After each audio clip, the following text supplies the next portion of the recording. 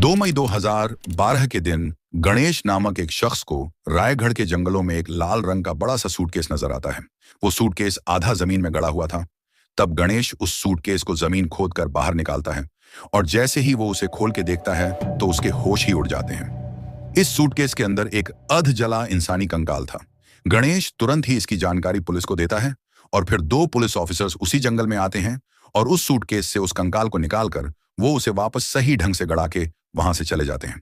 जिसके बाद समय थोड़ा आगे बीतता है और साल 2015 आ जाता है और मुंबई पुलिस अवैध हथियार रखने के जुर्म में एक आदमी को पकड़ती है और थोड़ी सख्ती करने पर वो हथियार रखने की वजह बताते हुए एक ऐसा मामला उजागर करता है कि पुलिस भी सख्ते में आ जाती है।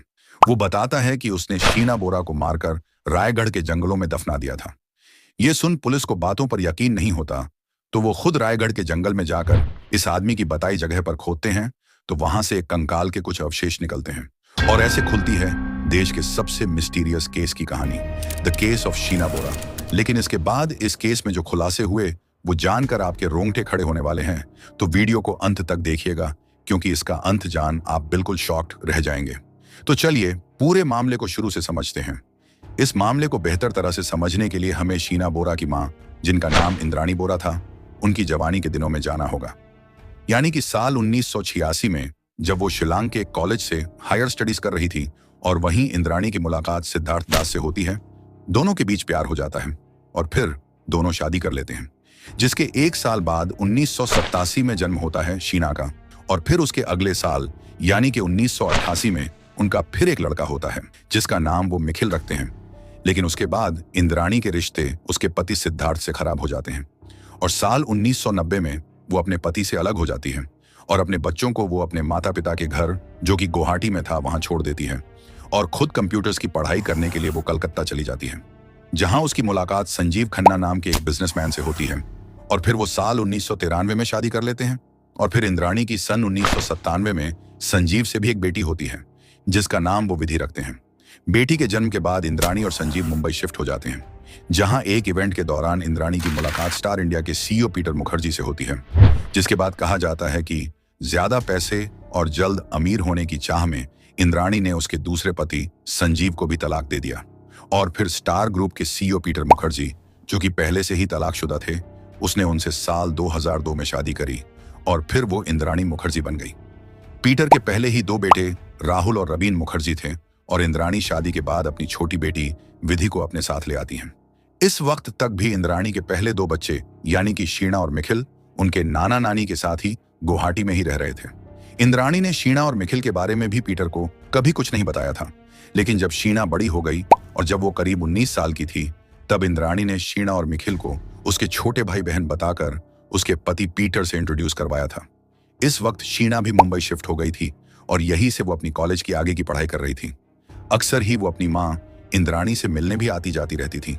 इसी दौरान शीना की मुलाकात पीटर मुखर्जी के बड़े बेटे राहुल मुखर्जी से होती है, जो कि रिश्ते में उसका सौतेला भाई था।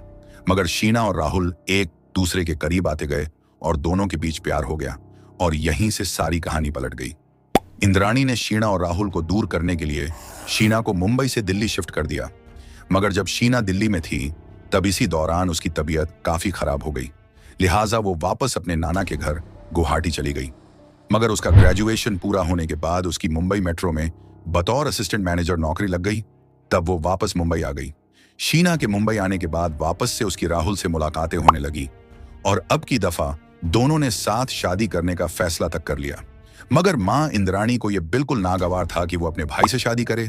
तब उसने शीना को समझाने की बहुत कोशिश करी, मगर मां के लाख समझाने के बाद भी वो नहीं मानी, क्योंकि शीना राहुल के प्यार में थी और वो उसी से शादी करना चाहती थी। इंद्राणी और पीटर दोनों ही इस शादी के खिलाफ थे, मगर फिर भी राहुल और शीना नहीं माने और वो दोनों पेरेंट्स से अलग हो गए और इसी दौरान दोनों ने एंगेजमेंट भी कर ली और एक साथ रहने लगे। मगर कुछ वक्त बाद इंद्राणी में अचानक ही परिवर्तन आ गया और फिर उसने शीना और राहुल को एक्सेप्ट कर लिया और उनकी शादी के लिए भी राजी हो गई। इंद्राणी INX मीडिया नामक कंपनी की सीईओ थी और देश की टॉप इन्फ्लुएंशियल फीमेल्स में उसका नाम शुमार हो चुका था। लिहाजा शीना अपनी मां के पास एक रोज कुछ फाइनेंशियल हेल्प मांगने के लिए उसके ऑफिस आती है। दरअसल शीना और राहुल शादी के बाद यूके शिफ्ट होने का प्लान बना रहे थे और शीना भी आगे की पढ़ाई यूके से ही करना चाहती थी, जिसके लिए उसे पैसों की जरूरत थी, तो वो अपनी मां से मदद मांगने आई थी। इंद्राणी ने शीना से बहुत अच्छे से बात करी और उसकी अब्रॉड स्टडीज को भी फाइनेंस करने के लिए हामी भर दी, जिससे शीना बहुत खुश थी। मगर शीना का यही भोलापन उसकी मौत का कारण बना। इंद्राणी सिर्फ बाहर से खुश होने का ढोंग कर रही थी, लेकिन अंदर ही अंदर उसने शीना को रास्ते से हटाने का सारा प्लान बना लिया था। जिसके बाद इंद्राणी ने शीना को 24 अप्रैल के दिन मिलने बुलाया, ताकि वो दिन वो दोनों साथ बिता सके। और फिर 24 अप्रैल 2012 के दिन शीना ने अपने काम से हाफ डे की छुट्टी ले ली और राहुल ने ही उसे ऑफिस से पिक किया और उसे मुंबई स्थित बांद्रा पर ड्रॉप कर दिया, जहां इंद्राणी एक सिल्वर कार में थी और शीना भी उस कार में बैठकर ही अपनी मां इंद्राणी के साथ चली जाती है। और फिर उसके बाद राहुल के पास उसी शाम शीना के फोन से ही एक मैसेज आता है, जिसमें लिखा था कि मैं तुमसे ब्रेकअप कर रही हूं और अब से मुझसे कोई कांटेक्ट मत करना।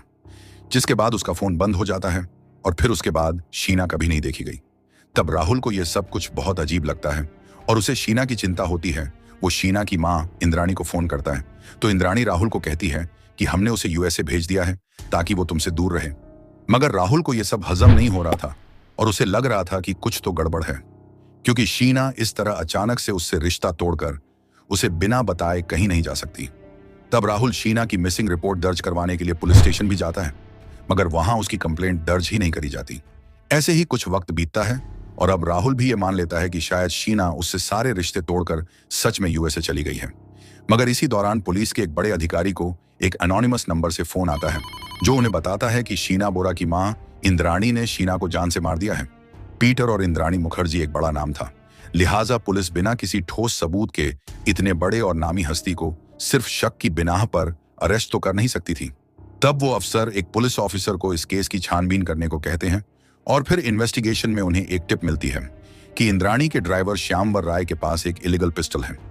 मगर इस वक्त इंद्राणी देश से बाहर थी, इसीलिए पहले उनके वापस लौटने का इंतजार किया गया और जब वो वापस आ गई तब पुलिस ने श्यामवर को इलीगल पिस्टल रखने के जुर्म में गिरफ्तार किया। हालांकि इलीगल पिस्टल सिर्फ एक बहाना था, असल में तो पुलिस को शीना के बारे में जानना था। और फिर ड्राइवर श्यामवर से पुलिस ने पूछताछ करी तो उसने शीना के बारे में जो बताया वो जान पुलिस भी एक पल के लिए सक पका गई। उसने बताया कि 24 अप्रैल 2012 के दिन जब शीना अपनी मां इंद्राणी से मिलने आई थी, तब इंद्राणी के एक्स हस्बैंड यानी कि संजीव खन्ना भी कार में मौजूद थे और चलती कार में ही इंद्राणी ने शीना को पहले तो पीने के लिए पानी दिया, लेकिन ये पानी पीते ही शीना बेहोश हो गई, क्योंकि उसमें पहले से ही इंद्राणी ने बेहोशी की दवा मिला रखी थी। जिसके बाद कार में ही उन्होंने मिलके शीना का गला दबाकर उसे जान से मार दिया। जिसके बाद वो उस डेड बॉडी को अपने घर ले गए और रात होने का इंतजार किया गया और रात में करीब 3 बजे वो वापस निकले और फिर उनकी कार मुंबई से करीब 130 किलोमीटर आगे बढ़ती है और फिर आता है जिला रायगढ़, जहां काफी घने जंगल भी है। वो लोग सुबह के करीब 4 बजे जंगल में पहुंच चुके थे और वहां उन्होंने मिलकर शीना पर पेट्रोल डालकर उसे जला दिया, लेकिन शीना की डेड बॉडी पूरी तरह से नहीं जल सकी। तब उन्होंने वहीं एक आम के पेड़ के पास गड्ढा खोदकर शीना का वो अधजला कंकाल एक लाल सूटकेस में डालकर गाड़ा दिया और वहां से रफू चक्कर हो गए। जिसके बाद श्यामवर की बताई जगह पर पुलिस ने खुदाई शुरू करी और सच में उन्हें वहां शीना की डेड बॉडी के कुछ अवशेष मिले। इतने सालों में शीना की बॉडी पूरी तरह से डिकम्पोज हो गई थी, मगर फिर भी वहां कुछ अवशेष मिले जिन्हें पुलिस ने फोरेंसिक जांच के लिए भेज दिया और फिर पुलिस ने बिना देरी करे इंद्राणी और उसके एक्स हस्बैंड को भी अरेस्ट कर लिया। जिसके बाद यह केस सीबीआई को सौंप दिया गया और सीबीआई इन्वेस्टिगेशन में इंद्राणी और उसके एक्स हस्बैंड संजीव खन्ना ने भी यह जुर्म कबूल कर लिया। जिसके बाद इस बात का भी पता चला कि इंद्राणी के पति यानी कि पीटर मुखर्जी भी इस प्लानिंग में शामिल थे। तब पीटर को भी अरेस्ट कर लिया जाता है। अब तक पुलिस ने इस केस में 4 आरोपियों को गिरफ्त में ले लिया था, जिसमें ड्राइवर श्यामवर राय, इंद्राणी और उसके दोनों पति यानी कि संजीव और पीटर शामिल थे। इन सब के ऊपर कोर्ट में इस केस के ट्रायल्स चलते हैं, मगर ये केस काफी पुराना हो चुका था और शीना के अवशेष जो मिले थे उससे भी ये स्पष्ट नहीं हो पा रहा था कि वो शीना की बॉडी है भी या नहीं। इसके अलावा सबूतों की कमी के चलते ये केस कमजोर पड़ता गया। इंद्राणी और सभी आरोपियों ने भी अपना स्टेटमेंट कोर्ट में बदल दिया और इंद्राणी ने इस बात को कभी नहीं कबूला कि उसने उसकी बेटी को मारा है। उसका बस यही कहना है कि उसकी बेटी शीना कहीं चली गई है और अगर उसे ढूंढा जाएगा तो वो मिल जाएगी। बाद में इस केस में करीब 237 विटनेस सामने आए और कोर्ट एक एक करके इन सभी विटनेस को आज भी एग्जामिन कर रही है, जिसका मतलब यह हुआ कि सभी विटनेसेस को एग्जामिन करते करते ना जाने कितने और साल गुजर जाएं। 2012 में घटे इस केस के ट्रायल के चलते कोर्ट ने कई सालों तक तो इस केस के आरोपियों को बेल ही नहीं दी और ऐसे ही इंद्राणी ने करीब 6.5 साल जेल में बिता दिए, जिसके बाद साल 2022 में इंद्राणी मुखर्जी और एक्स हस्बैंड संजीव खन्ना और ड्राइवर श्यामवर राय को बेल मिली है। वहीं उनके पति पीटर को 4 साल की जेल के बाद साल 2020 में ही जमानत मिल गई थी, क्योंकि उनका सीधे तौर पर तो इस केस में कोई नाता नहीं था। हालांकि इस केस के चलते ही पीटर ने भी इंद्राणी को तलाक दे दिया था, जिसके बाद इंद्राणी जब बेल पर छूटकर बाहर आई तब उन्होंने कुछ इंटरव्यूज भी दिए, जिसमें उन्होंने शीना को लेकर एक ऐसा खुलासा करा जिसने सबको सकते में डाल दिया। उन्होंने बताया कि शीना उसके पहले हस्बैंड सिद्धार्थ दास की बेटी नहीं है, बल्कि उसका रेप हुआ था, जो कि उनके खुद के पिता ने किया था, जिससे वो प्रेग्नेंट हुई और फिर शीना का जन्म हुआ। यहां तक कि शीना के बर्थ सर्टिफिकेट में भी शीना के पिता का नाम सिद्धार्थ नहीं बल्कि उपेंद्र कुमार बोरा लिखा है, जो कि इंद्राणी के पिता हैं। मगर इंद्राणी के पिता ने इस आरोप को पूरी तरह से नकार दिया। साथ ही इंद्राणी के पहले पति सिद्धार्थ ने खुद इस बात को कबूला है कि शीना उसी की बेटी है। मगर अगर ऐसा है तो इंद्राणी ने इतना बड़ा आरोप अपने ही पिता पर क्यों लगाया? अब इंद्राणी सच बोल रही है या झूठ, ये तो कोई नहीं जानता। और अब भी ये केस कोर्ट में है, जिसके फैसले का इंतजार पूरे देश को है। बाकी आपको क्या लगता है, क्या इंद्राणी सच में बेगुनाह है? कमेंट्स में जरूर बताएगा और वीडियो को लाइक, शेयर और चैनल को सब्सक्राइब जरूर करिएगा।